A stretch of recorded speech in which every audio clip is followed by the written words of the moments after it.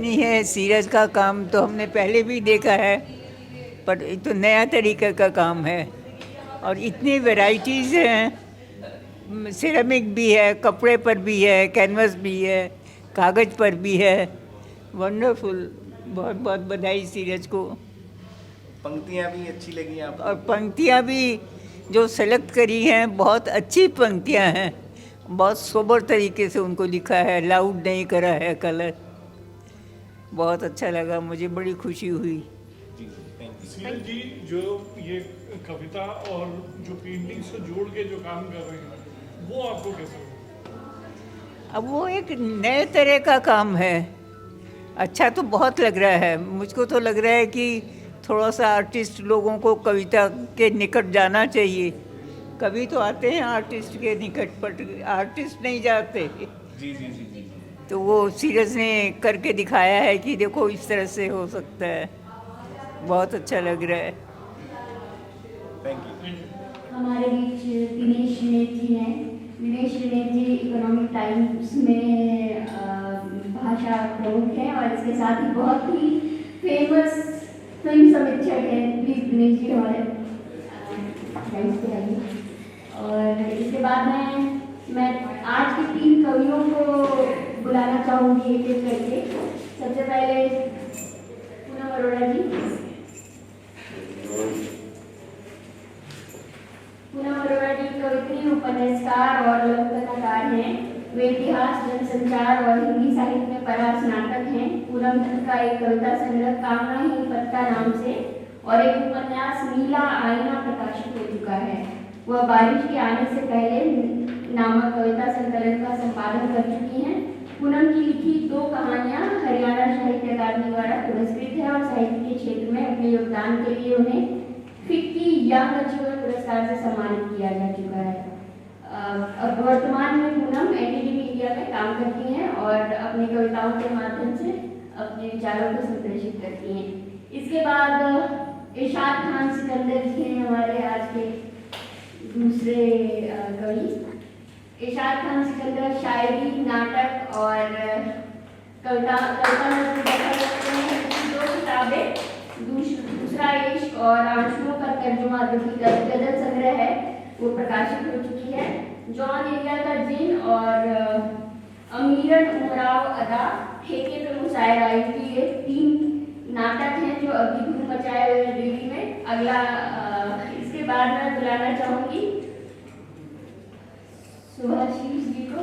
हमारे बीच हैं समाज विज्ञानी और आदिवासी मामलों के विशेषज्ञ सुभाषीष चक्रवर्ती। टेडेक्स से लेकर संयुक्त राष्ट्र के मंचों पे अपनी बात रख चुके हैं।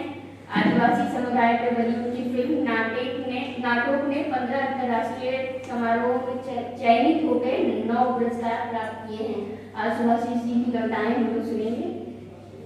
इसके बाद मैं योगिता जी से आग्रह करूंगी कि वो बुके देके सुभाषीष जी का सम्मान करें।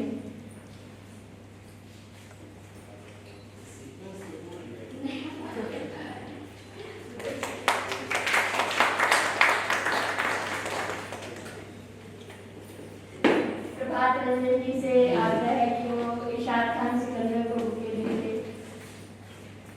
उनका सम्मान करें।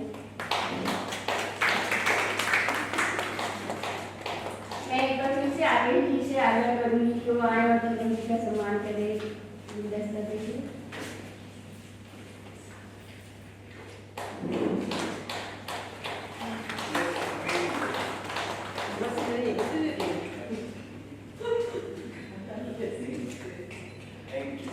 अब्दुल नारायण जी से मेरा आग्रह है कि वो आए और दिनेश ऋणेत जी का सम्मान करें।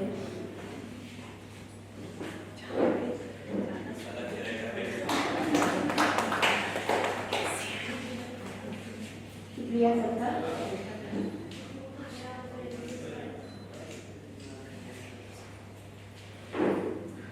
अब मैं दिनेश ऋणेत जी से आग्रह करती हूँ कि वो अपना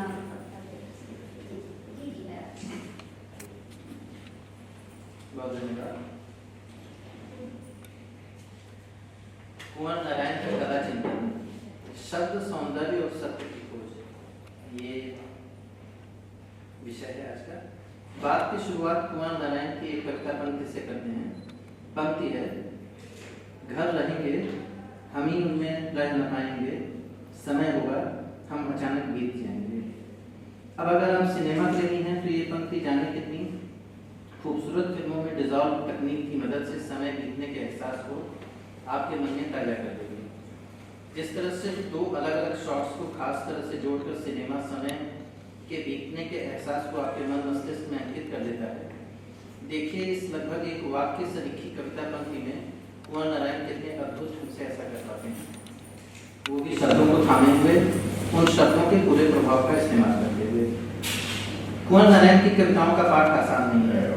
उनकी कविताओं का पाठ में एक निश्चित ठहराव चाहिए। बहुत जल्दबाजी या बहुत लंबा पॉज दोनों ही कविता के आस्वादन में खलल सा डालता है। खुद कुंवर नारायण कविता और सिनेमा के रिश्ते को व्याख्यायित करते हुए कहते हैं, ऊपर से देखने में लग सकता है कि कविता और फिल्मों के बीच कोई खास रिश्ता नहीं है। ऐसा नहीं है। दोनों की रचना विधियों में गहरी और पैनी समानताएं हैं। मोन्ताज या संपादन कविता में भी उतना ही निर्णायक महत्व रखता है जितना एक फिल्म के निर्माण में। दूसरी बात, बिंबों और चित्रों में की भाषा में भी जीवन को उसी तरह पढ़ा और सोचा जा सकता है जैसे कि शब्दों में। कुंवर नारायण के कला संबंधी विमर्श के बारे में जब मैंने थोड़ा पढ़ना समझना आरंभ किया तो ये लगा कि उनको हिंदी के उन कवि आलोचकों की श्रेणी में नहीं रख सकते जिन्होंने कविता के अलावा गाढ़े बगाढ़े फिल्म समीक्षा, संगीत या चित्रकला की समीक्षा पर हाथ आजमाया है। उनकी कला दृष्टि इससे आगे तक जाती है। उनकी रचना और कला संबंधी टिप्पणियों में कोई द्वैत नहीं दिखता, बल्कि जैसे जैसे आप उनको पढ़ते जाते हैं उनके गहरे अंतर संबंध खुलते जाते हैं। इसकी एक बड़ी वजह यह भी थी कि कविता के अलावा कुंवर नारायण की रुचि सिनेमा, संगीत, क्लासिक साहित्य, समकालीन विश्व साहित्य, इतिहास, पुरातत्व और संस्कृति विमर्श में भी रही। विभिन्न अनुशासनों में इस रुचि ने एक ऐसे विविधता भरे और समावेशी व्यक्तित्व का निर्माण किया जो न सिर्फ बहुत सहजता से विभिन्न कला माध्यमों के बीच आवाजाही कर सकता था, बल्कि उनके बीच के अंतर संबंधों को भी बहुत सूक्ष्मता से पकड़ सकता था। यदि हम कुंवर नारायण के कला चिंतन पर बात करना चाहें तो इसे स्थापित करने के लिए हमें कला पर उनका कोई स्वतंत्र या सैद्धांतिक विमर्श नहीं मिलता। इसके लिए हमें रिसालों में छपी उनकी फुटकर टिप्पणियों, उनके कुछ आलेखों और उनके साक्षात्कारों का ही सहारा लेना पड़ता है। लेकिन यदि हम थोड़ा गहरे उतरते हैं तो डॉट्स कनेक्ट होने लगते हैं। उनकी कविताओं का शिल्प, संगीत के प्रति उनका गहरा अनुराग, सिनेमा का एक गंभीर दर्शक होना, ये सब मिलकर उनकी कला संबंधी सोच को एक स्वरूप देते हैं। उस सोच की अपनी एक दिशा और उसका अपना एक स्वरूप है। उनको पढ़ते हुए स्पष्ट होने लगता है कि उनका कला विमर्श अलग न होकर उनकी रचनात्मकता में बहुत गहरे तक खुला मिला है। ये कला संबंधी दृष्टिकोण उसी तरह से उनकी रचनात्मकता में मौजूद है जैसे पेड़ों की जड़ों में पानी मौजूद होता है। कविता और सिनेमा की रचना प्रक्रिया पर उन्होंने कई बार विस्तार से अपनी बात कही है। वे लिखते हैं, जिस तरह फिल्मों में रचयिता इकट्ठा किए जाते हैं और बाद में उन्हें संपादित किया जाता है, उसी तरह कविता रची जाती है। फिल्म की रचना प्रक्रिया और कविता की रचना प्रक्रिया में सामने है। ऑर्सन वेल्स ने भी कहा है कि कविता फिल्म की तरह है। मैं कविता कभी भी नैरेटिव की तरह नहीं बल्कि टुकड़ों में लिखता हूँ। ग्रीस के मशहूर फिल्मकार लुई सड़क पर घूमकर पहले शूटिंग करते थे और उसके बाद कथानक बनाते थे। वे आगे एक जगह कहते हैं, कला, फिल्म, संगीत ये सभी मिलकर एक संस्कृति, मानव संस्कृति की रचना करती हैं, लेकिन हर एक की अपनी जगह है जहाँ से वह दूसरी कलाओं से संवाद स्थापित करे।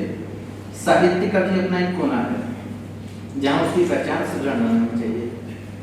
उसे जब दूसरी कलाओं या राजनीति में हम मिला देते हैं तो उसके साथ न्याय नहीं कर पाते। इसलिए कुंवर जी की सिनेमा संबंधी ज्यादातर टिप्पणियां पढ़ना सुखद है, क्योंकि उनमें बराबर साहित्य के संदर्भ मिलते रहते हैं। विष्णु खरे, जो खुद हिंदी के बेहतरीन फिल्म आलोचक रहे, उनके बारे में कहते हैं, सच तो यह है कि मितलेखी होने के बावजूद कुंवर नारायण जैसा सिने आलोचक किसी भारतीय भाषा में नहीं है। उनकी किताब लेखक का सिनेमा पर चर्चा करते हुए विष्णु खरे कहते हैं, कुंवर नारायण का फिल्म लेखन यह सिद्ध करता है कि सिनेमा अत्यंत गहरे अर्थों में एक कला है जिसका समूचा संबंध सभी के सारे जीवन से है। वो फिल्म को एक संपूर्ण कला मानते हैं और उसे साहित्य से जोड़कर देखते हैं। इसलिए जब वो एक फिल्मोत्सव देखते हैं तो रेखांकित करते हैं कि वह एक साहित्यिक की दृष्टि से देखा गया है, लेकिन लेखक की निगाह तटस्थ या उदासीन नहीं है। उसका सिनेमा को देखने का तरीका सुविधाजनक विचारधाराओं से ऊपर उठता हुआ एक सार्वलौकिक प्रतिबद्धता की मांग करता है। सत्यजीत रे पर किसी भी भारतीय फिल्म निर्देशक के मुकाबले उन्होंने सबसे ज्यादा लिखा है। खासतौर से प्रेमचंद की रचनाओं पर आधारित फिल्मों पर उन्होंने विस्तार से लिखा है। शतरंज के खिलाड़ी फिल्म को देखते हुए एक खास तरह का रचनात्मक टेंशन बराबर महसूस करते हैं। वे कहते हैं जो दो भिन्न प्रकार के कला माध्यमों की टकराहट से उत्पन्न होता है उनके आदर्श समझौते से नहीं, इसके बरक्स सदगति ज्यादा समतल गति से आगे बढ़ती है और उसमें प्रेमचंद मानो ज्यादा सुरक्षित, इसलिए ज्यादा आश्वस्त रहते हैं। अन्य साहित्यिक विधाओं के मुकाबले उन्होंने सिनेमा पर सबसे ज्यादा लिखा है। चित्रकला से वैसा स्पष्ट रिश्ता नहीं दिखता जैसा सिनेमा और संगीत के साथ है। उनकी काव्य भाषा भी चित्रात्मक कम है। उनमें शब्दों, ध्वनि और कहे अनकहे की अर्थ की गूंज ज्यादा है। यही वजह है कि सीरियस सक्सेना की तस्वीरों के साथ उनकी पंक्तियों को जब हम देखते हैं तो दोनों ही एक दूसरे के पूरक लगते हैं। सीरियस सक्सेना की तस्वीरों के साथ उनकी पंक्तियों सीरियस सक्सेना ने बीते कुछ एक सालों में उनकी कविताओं के साथ जो प्रयोग किए हैं उसे हिंदी में एक उल्लेखनीय काम की तरह देखा जाना चाहिए। सीरज अपनी कला में एक प्राकृतिक अनगढ़पन बनाए रखते हैं जो उन कलाकृतियों को प्रकृति में मनुष्य के बुनियादी हस्तक्षेप की ओर ले जाता है। उनके स्ट्रोक्स, रेखाएं और बिंदु जब किसी कैनवस या सिरेमिक पर आते हैं तो अपने साथ के स्पेस को बराबर जगह देते हैं। कुंवर नारायण की कविताएं भी कहे के साथ साथ अनकहे को पर्याप्त स्पेस देती हैं। यही वजह है कि जब किसी सतह पर शब्द और रंग रेखाओं की जुगलबंदी होती है तो सिर्फ पुनर्प्रस्तुति न होकर एक नए कलात्मक अनुभव में बदल जाता है। कभी कभी एक फूल के खिलते ही उस पर मुक्त हो जाता है पूरा जंगल, या फिर उसी ओर से उगेगा सूर्य, आशा से देखते हैं जिधर वृक्षों के शिखर, या कोई दुख मनुष्य के साहस से बड़ा नहीं, वही हारा जो लड़ा नहीं। जैसी यादगार पंक्तियां शीरज के ब्रश के स्पर्श के साथ और खुलती चली जाती हैं। अपने आलेखों और साक्षात्कारों में कुंवर नारायण भारतीय शास्त्रीय संगीत में अपनी गहरी रुचि का बराबर जिक्र करते रहते हैं। इस जिक्र में पंडित जसराज, उस्ताद अमीर खान साहब, संयुक्ता पारिवारिक जैसे शास्त्रीय गायकों का नाम बार बार आता है। भारतीय शास्त्रीय संगीत के जरिए अज्ञेय और उनके बाद की पूरी पीढ़ी में अमूर्तन के प्रति खासा रुझान दिखता है। कुंवर नारायण की पारिवारिक पृष्ठभूमि और लखनऊ शहर के परिवेश की भी इसमें अहम भूमिका थी। घर में अक्सर होने वाली संगीत की बैठकी ने उनको संगीत का रसज्ञ बना दिया। वे एक इंटरव्यू में बताते हैं, हमारे घर में जो संगीत की सभाएं होती थी उनमें मित्रों की सहभागिता की भी एक खास जगह बनती थी। केवल स्मृति के अर्थों में नहीं, आमने सामने की निकटता के अर्थों में भी। संगीत का आनंद किसी कला का आनंद अकेले भी लिया जा सकता है, लेकिन जानकारों और घनिष्ठों के समूह में बैठकर सुनना उसके उन सभी पक्ष को बढ़ाता है। घर की बैठकों में एक शाम एक ही गायकी होती थी और उसके श्रोताओं के साथ एक जो निकटता सहज ही बन जाती है वो बड़ी संगीत सभाओं में दुर्लभ है। संगीत के प्रति अपनी समझ को लेकर वे सदैव विनम्र रहे। खुद को संगीत का अच्छा श्रोता ही मानते थे। कहते थे, संगीत का रसज्ञ जरूर हूँ पर उसका विशेषज्ञ, पंडित या मर्मज्ञ जानकार नहीं है। जो भी कह रहा हूँ उसे बिल्कुल मेरी निजी अभिरुचि माना जाए। लेकिन सच्चाई यह है कि संगीत उनके काव्यात्मक सौंदर्यबोध में गहरे तक रचा बसा है। यहाँ पर मैं उदाहरण के तौर पर उनकी एक कविता प्रस्तुत कर रहा हूँ जो अब तक की पूरी बातचीत के मूल विचार तक ले जाती है, यानी कुंवर नारायण के कला चिंतन पर। कविता है राग भटियाली, छोटी सी कविता है। एक है राग भटियाली, बाउल संगीत से जुड़ा हुआ, अंतिम स्वर को खुला छोड़ दिया जाता है, वायुमंडल में लहराता हुआ, जैसे संपूर्ण जीवन राग से युक्त एक ध्वनि अनंत में विलीन हो गई। वह शेष स्वरों को बांधता नहीं, इसीलिए अंत में भी उनसे बंधता नहीं। अंतिम आग जैसा कुछ एक अजीब सी मुक्ति का एहसास देता है वह। अब ये राग भटियाली असल में कोई शास्त्रीय राग नहीं है, बल्कि लोक संगीत का एक रूप है, जैसे बांग्लादेश और पश्चिम बंगाल में है। एक नदी की, जिसे नाविक विस्तार में फैली नदी की धाराओं से गुजरते हुए गाते हैं। भटियाली शब्द भाटा से आया है, जिसका अर्थ है बहाव। ये मुख्य रूप से बंगाल डेल्टा के कई भागों में गाया जाता है। ब्रह्मपुत्र नदी के किनारे मैमनसिंह जिला या बांग्लादेश के घाटी क्षेत्र को इसका मूल स्थान बताया जाता है। ये बंगाल के बाउल संगीत के करीब है। बाउल यानी बावली अर्थात बावला, जो दुनिया के बनाए ढांचों में न समाता, जो दुनियावी सोच से अलग हो, जो इस प्रकृति में दृश्य में ही अदृश्य की खोज कर देता हो। जो संसार के मूर्त रूप में अमूर्त को पहचान देता हो, जो इस भौतिक जगत में उस स्पेस को पहचान देता हो जिसका जिक्र मैंने सीरज की पेंटिंग और कुमार नारायण की कविता के संदर्भ में किया। और इस पंक्ति पर फिर से ठहरे, अंतिम स्वर को खुला छोड़ दिया जाता है, वायुमंडल में लहराता हुआ, जैसे संपूर्ण जीवन राग से युक्त हुई एक ध्वनि अनंत में विलीन हो गई। भटियारी गायकी में तान इतनी ऊंची उठती है कि जैसे लगता है कि नदी का वितान, उसकी कलकल, सारा आकाश और पंछियों का कलरव, यह समस्त सृष्टि उस तान में समाहित होती जा रही है, जैसे जीवन अंततः इस सृष्टि में विलीन हो जाता है। कुंवर नारायण का समस्त कला चिंतन सौंदर्य से सत्य और सत्य से विवेक तक का सफर है।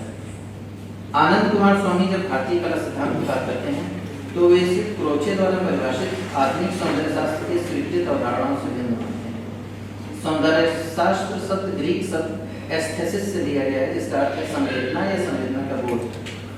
कुमार स्वामी का मानना है कि यदि इस शब्द की परिभाषा को केवल हमारी संवेदनात्मक प्रतिक्रिया तक सीमित कर दिया गया है तो हम गलत अर्थ तक पहुंचेंगे। कुमार स्वामी के लिए कला बुद्धि से जुड़ी है, यानी मैनिफेस्टेशन ऑफ रैशनल थॉट है। वो केवल सौंदर्य की सतह नहीं है बल्कि किसी गहरे सत्य को पाने का माध्यम है। अपनी बात को उनकी एक कविता पंक्ति से समाप्त करता हूँ। भूल जाना मेरे बच्चे तू खुसरो दरबारी था, वह एक ख्वाब था जो कभी संगीत, कभी कविता, कभी भाषा, कभी दर्शन से बनता था। वो एक नृशंस युग की सबसे जटिल पहेली था जिसे 7 बादशाहों ने बूझने की कोशिश की। खुसरो एक रहस्य था जो एक गीत गुनगुनाते हुए इतिहास के एक बहुत कठिन डगर से गुजर गया था। तो कलाएं हमेशा इतिहास की कठिन डगर से न सिर्फ गुजरती हैं बल्कि हमारा हाथ थामे उन कठिन रास्तों को पार भी करती हैं। धन्यवाद।